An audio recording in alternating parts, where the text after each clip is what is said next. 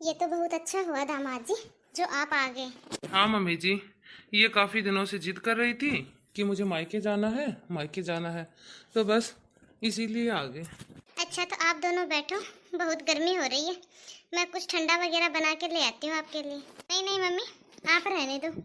इन्हें ना भाभी के हाथ का बना हुआ आम का जूस बहुत पसंद है। भाभी कहाँ है? आप उनको बोल दो, आप रहने दो। क्या हुआ मम्मी, कहीं गई है क्या भाभी?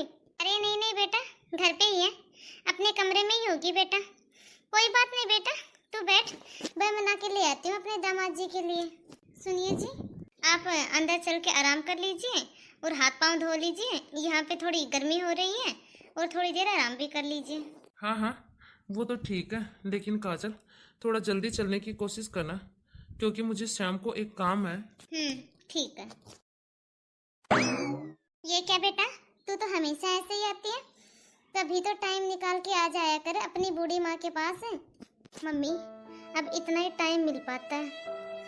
इनका तो यही बहुत अच्छा है कि ये मुझे जब भी बोलो तब आपसे मिलवाने के लिए ले आते हैं। और मम्मी, आप ना मेरी चिंता मत किया करो, मेरे ससुराल में ना सब लोग बहुत ही अच्छे हैं, सब लोग मेरी बहुत देख रेख करते हैं।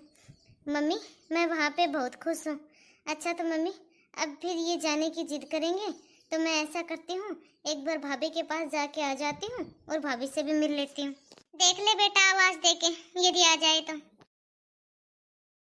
मेरी बेटी भी ना पागल हो गई है।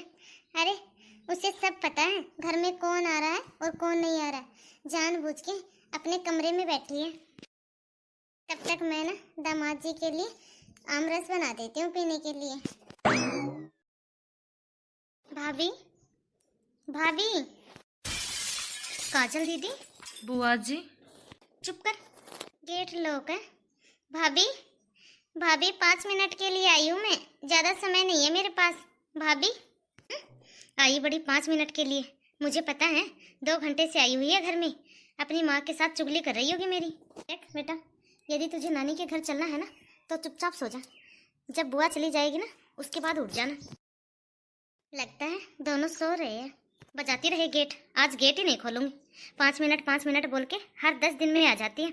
जब भी यहाँ पे आती है ना अपनी माँ को भड़का के जाती है। आज शाम को देखना मेरी सास बेटी के गुणगान करती रहेगी, मेरी काजल मेरी काजल।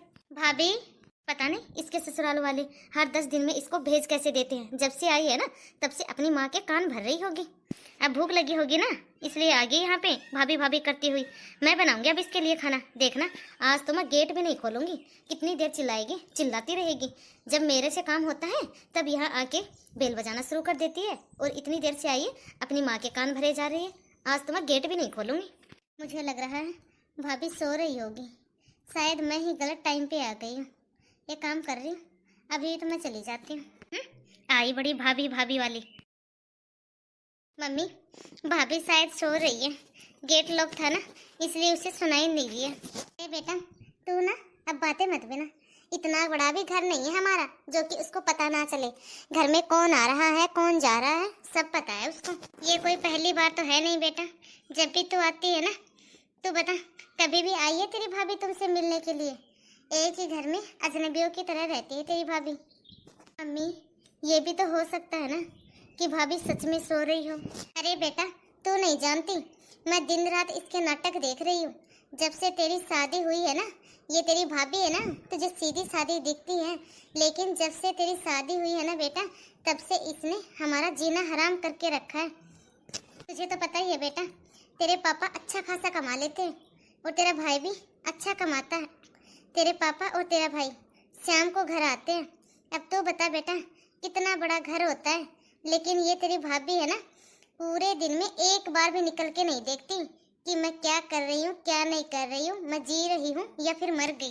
कभी भी ये हंस के बात नहीं करती, जब देखो तब इसका मुंह बना रहता है, ना ही तो कभी बोलती है और ना ही कभी कुछ काम करती है। अच्छा बेटा, उसको छोड़, मैंने ना खाना बना के रखा है, तो एक काम कर, जल्दी से दामाद जी को खाना खिला दे। हाँ मम्मी, भूख तो मुझे भी बहुत लगी है, मैं फटाफट से इनको खाना खिला देती हूँ।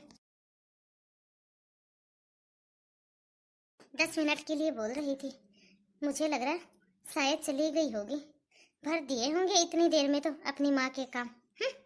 जाती है तो जाए, मैं तो अभी किचन में जाती हूँ और जाके अपने लिए चाय बनाती हूँ। ये क्या, ये तो अभी तक गई नहीं है। भाभी, भाभी, कितनी आवाज लगा दी मैंने आपको, आप तो मेरी बात सुन ही नहीं रही हो। क्या बात है भाभी, क्या करूँ मैं आपकी बात सुनकर? आप अपनी माँ से मिलने आए हो ना, तो मिलो अपनी माँ से, करो मेरी चुगलियाँ, लेकिन मुझे परेशान मत करो प्लीज। आप ये क्या कह रहे हो भाभी, मेरी बात तो सुनो। क्यों सुनूं मैं आपकी बात, और क्या सुनूं? भाभी, ऐसा भी क्या कर दिया मैंने जो कि आप मुझसे इतनी नफरत करती हो? आप मुझसे बात करने को भी तैयार नहीं हो। हाँ दीदी, सच में मुझे आपसे नफरत हो चुकी है। सच में दीदी, मुझे ना आपकी शक्ल देखना भी पसंद नहीं है, और तो और आपके नाम से भी चिढ़ है मुझे। दीदी, शर्म नहीं आती आपको? हर 10 दिन में आ जाती हो 5 मिनट का बहाना करके। हमारे पास कुछ छोड़ोगे या नहीं? एक काम करो दीदी, इस घर को पहिया लगा लो और अपने पास ले जाओ, अपने ससुराल। इस घर में जो कुछ था सब कुछ आपकी शादी में लगा दिया, ताकि आप अच्छे से रहो, अच्छा ससुराल मिले, अच्छा घर मिले आपको। अब हमारे पास बचा ही क्या है? अब क्या चाहती हो आप कि ये घर भी बेच दे हम? आपको तो खूब अच्छा ससुराल मिल गया, जमीन जायदाद सब कुछ मिल गया। हमारे पास क्या बचा है? बस ले दे के ये एक घर ही तो बचा है।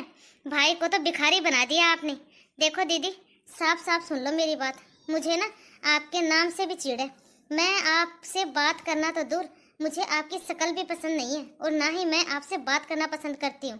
तो मुझसे ना ज्यादा रिश्ते जोड़ने की जरूरत नहीं है। भाभी, ये क्या बोल रही हो आप? देखो दीदी, मेरे सामने ना ये ज्यादा आंसें बहाने की जरूरत नहीं है। सब कुछ तो लुट गया हमारा, और क्या चाहिए तुम्हें? क्यों हर 10 दिन में चली आती हो यहाँ पे? अपने भाई का हिस्सा खा के तो तुम्हें वो ससुराल मिला है। अब क्या चाहिए तुम्हें? अब क्या लेने के लिए आती हो यहाँ पे? उस अपने महल जैसे घर में सुकून से रहो ना। मुझे पता है अब तुम यहाँ से नहीं जाओगी। एक काम करती हूँ, यहाँ से मैं ही चली जाती हूँ। भाभी, भाभी, क्या जरूरत थी मम्मी मेरे लिए इतना अमीर ससुराल देखने की? बेटे का घर उजाड़ के आपने बेटी का घर बसा दिया। माँ, ये क्या कह रही है तुम? मेरा इकलौता बेटा है, उसका घर उजाड़ूंगी क्या मैं? इस बहू को तो ना बहाने चाहिए तुझसे रिश्ते नाते तोड़ने के, तुझसे लड़ाई झगड़ा करने के। लेकिन फिर भी मम्मी, आप लोगों को ना जमीन नहीं बेचनी चाहिए थी। तो अब तू ही बता बेटा, कहाँ से करते हम लोग तेरी शादी? तेरे पापा ने कभी नौकरी का एक पैसा भी नहीं रखा अपने पास। मेरे हाथ में कभी 100 रुपए नहीं रखे तेरे पापा ने। पूरी की पूरी तनख्वाह अपनी माँ के हाथ में रखते थे। देख बेटा, तू रो मत और ऐसे मन खराब मत कर बेटा। हर माँ बाप चाहते हैं बेटा कि उनकी बेटी को ना अच्छा घर बार मिले। अब तो तेरी भाभी को जमीन का बहाना मिल गया। अरे बेटा, तू ये बता, पहले कौन सा ढंग से बात करती थी? अब तू ये बता बेटा, यदि तेरी भाभी को ना तुझसे बात नहीं करनी, नहीं करने दे। यदि तुझसे रिश्ता नहीं रखना, नहीं रखने दे। अभी तेरे माँ बाप जिंदा हैं बेटा, उनसे मिलने के लिए आ जाया कर। चाहे 10 मिनट के ही आ जाया कर, लेकिन हमसे मिलने के लिए आ जाया कर बेटा। अरे भाभी, यदि तबीयत ठीक नहीं है तो डॉक्टर को दिखा लो। अरे बहू, क्या हो गया तेरी तबीयत को? पता नहीं मम्मी जी, कुछ अजीब सा फील हो रहा है। मुझसे खड़ा भी नहीं हुआ जा रहा है। बहुत मुश्किल से काम किया है मैंने किचन का। तो भाभी आपने बताया भी नहीं। किचन का काम तो मैं और भाभी कर लेते। तो ऐसा कर बहू, थोड़ी देर आराम कर ले, फिर कर लेना काम। जी मम्मी जी, मुझे तो ऐसा लग रहा है अंजलि कि शायद खुशखबरी है। सच में मम्मी, मैं बुआ बनने वाली हूँ? हाँ, तो ऐसा कर, वो पड़ोस में दाई माता है ना, उनको बोल के ले आ। फिर अच्छे से पता चल जाएगा और कंफर्म भी हो जाएगा कि बहू पेट से है या नहीं। हाँ माँ, ठीक है, मैं अभी बोल के ले आती हूँ। मम्मी, अगर सच में कोई गुड न्यूज़ हुई ना, तो फिर मम्मी भाभी की जो भी ज्वेलरी मुझे पसंद आएगी ना, वो ही ले आऊंगी मैं। हाँ बेटा, क्यों नहीं, आखिरकार सारे नेक बुआ के ही तो होते हैं। ठीक है बेटा, तुझे जो भी पसंद आए ना तो वो ही ले लेना।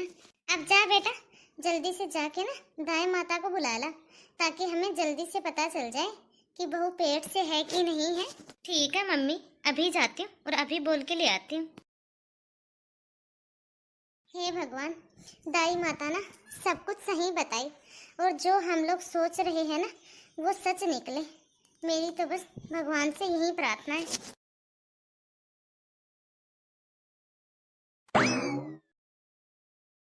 चिंता करने वाली कोई बात नहीं है सुमित्रा। घर में ना एक छोटे से लड्डू गोपाल आने वाले हैं। अब तुम्हारे घर में खुशियां आने वाली हैं। ये क्या मम्मी, घर में अभी तक चाय नाश्ता नहीं बना है? अभी तक भाभी ने नाश्ता बनाया ना ही चाय बनाई है। मुझे तो ऐसा लग रहा है मम्मी, इसके ड्रामे ना अभी से शुरू हो गए हैं। आपने देखा ना मम्मी, कल रात को कैसे मुंह बना बना के खाना बना रही थी।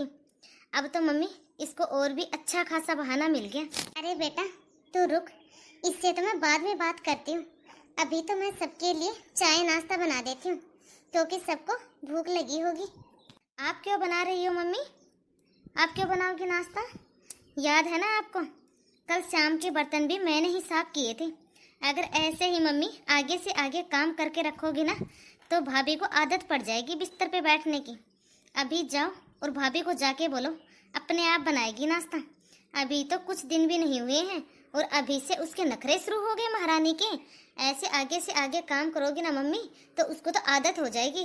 फिर देखना वो कुछ भी काम नहीं करेगी, उल्टा वो तो हमसे ही अपना काम करवाएगी। तो सही बोल रही है बेटा, ऐसे तो उस महारानी की आदत खराब हो जाएगी।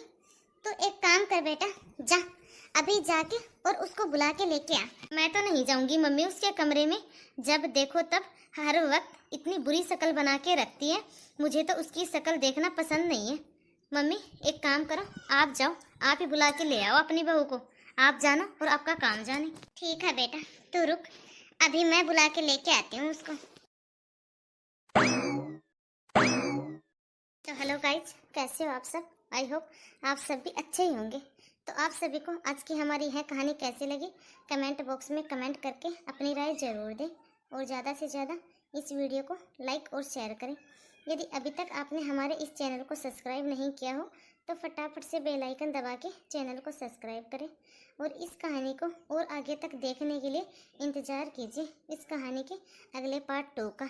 और यह कहानी आप सभी को कैसी लगी कमेंट बॉक्स में कमेंट करके ज़रूर बताना। और क्या शादी के बाद लड़की का मायका उसका घर नहीं होता, या फिर उसको मायके आने के लिए भाभी से परमिशन लेनी पड़ती है? तो ये सब आप कमेंट में ज़रूर बताना कि भाभी ने ननद के साथ सही किया या फिर गलत किया।